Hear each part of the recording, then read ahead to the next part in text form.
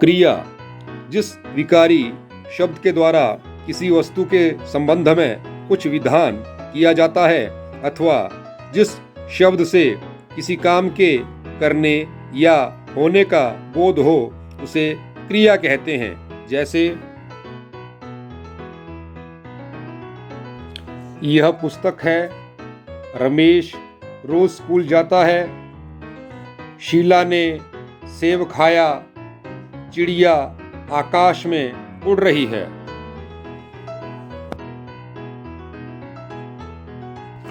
उपयुक्त वाक्यों में वाक्य 1 में है से पुस्तक की स्थिति का पता चलता है।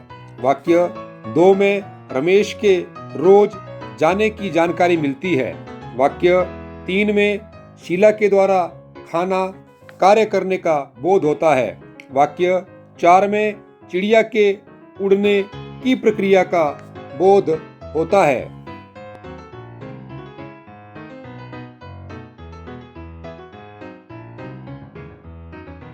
अतः ऊपर दिए गए वाक्यों में मोटे छपे अंश हैं। जाता है, खाया, उड़ रही है क्रियापद हैं। जाऊंगा, जाता है, जा रहा होगा, जाता था, जाना चाहिए, जाइए आदि क्रियापदों में जा सभी रूपों में समान रूप से मिलता है।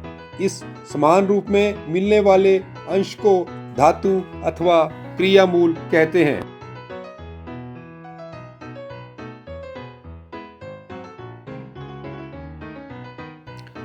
आना, करना, रखना, उठना, बैठना, पढ़ना, दौड़ना सभी क्रियापद हैं।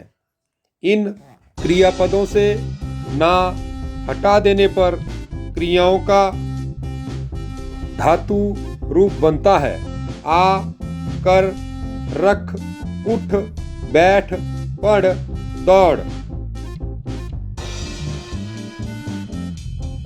क्रिया के भेद। क्रिया के मुख्यतः 2 भेद हैं। नंबर 1 अकर्मक क्रिया, नंबर 2 सकर्मक क्रिया। नंबर 1 अकर्मक क्रिया। वाक्य में जिस क्रिया के प्रयोग में कर्म की आवश्यकता नहीं होती उसे अकर्मक क्रिया कहते हैं। इस क्रियापद से कार्य का होना या करना स्वतः ही पता चल जाता है तथा इसका प्रभाव सीधे कर्ता पर पड़ता है। जैसे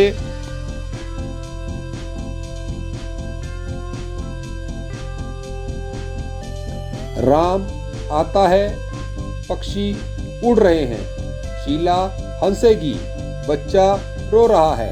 उपर्युक्त वाक्यों में आना, उड़ना, हंसना और रोना क्रियाओं को कर्म की अपेक्षा नहीं है। इनका प्रभाव क्रमशः राम, पक्षी, शीला और बच्चे पर पड़ रहा है।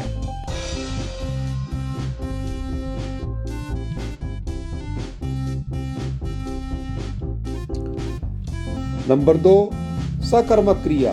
वाक्य में जिस क्रिया के प्रयोग में कर्म की आवश्यकता रहती है उसे सकर्मक क्रिया कहते हैं। जैसे मोहन मकान देख रहा है, शीला ने सेब खाया, वह पानी पी रहा है, कुली सामान उठाता है।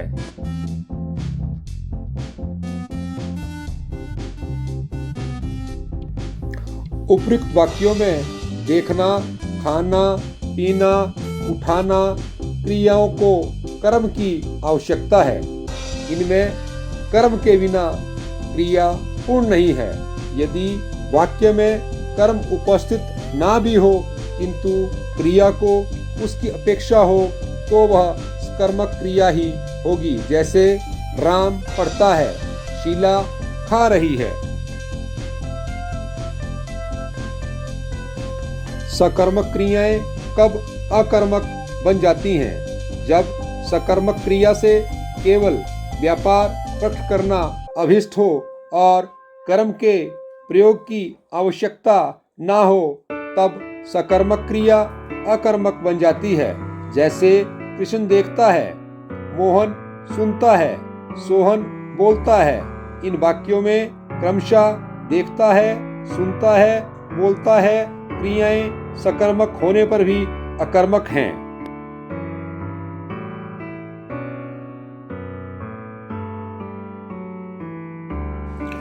क्योंकि इन क्रियाओं से केवल देखने, सुनने और बोलने का व्यापार मात्र प्रकट होता है।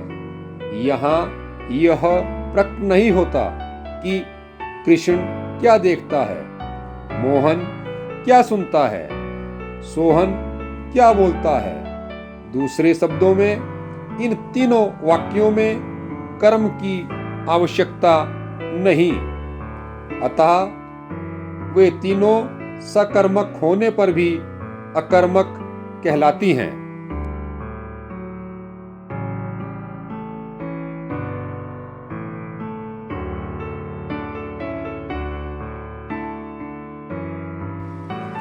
अकर्मक क्रियाएं कब सकर्मक बन जाती हैं? जब किसी सकर्मक क्रिया से पूर्व उसी क्रिया की भाववाचक संज्ञा जोड़ दी जाती है तो अकर्मक क्रिया भी सकर्मक बन जाती है।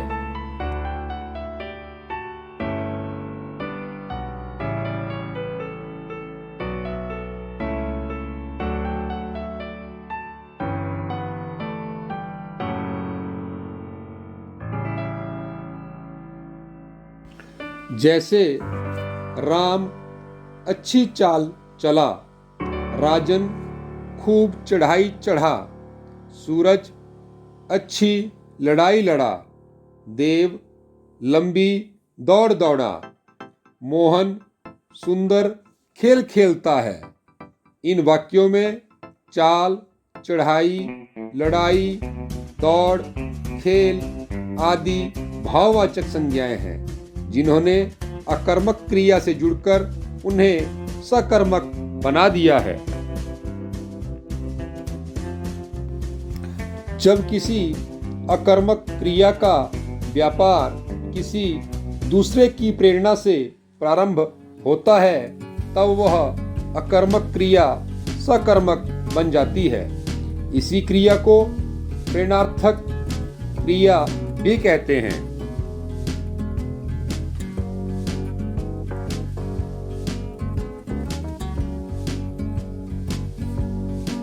अकर्मक क्रिया, सकर्मक क्रिया। राजन पढ़ता है। अकर्मक क्रिया, राकेश राजन को पढ़ाता है। सकर्मक क्रिया, राजन हंसता है। अकर्मक क्रिया, हेमराज राजन को हंसाता है। सकर्मक क्रिया, कमल खेलता है। अकर्मक क्रिया, कमल प्रवीण को खिलाता है। सकर्मक क्रिया, प्रवीण सोता है। अकर्मक क्रिया, कमल प्रवीण को सुलाता है। सकर्मक क्रिया, बालक कथा सुनता है। अकर्मक क्रिया, माँ बालक को कथा सुनाती है। सकर्मक क्रिया।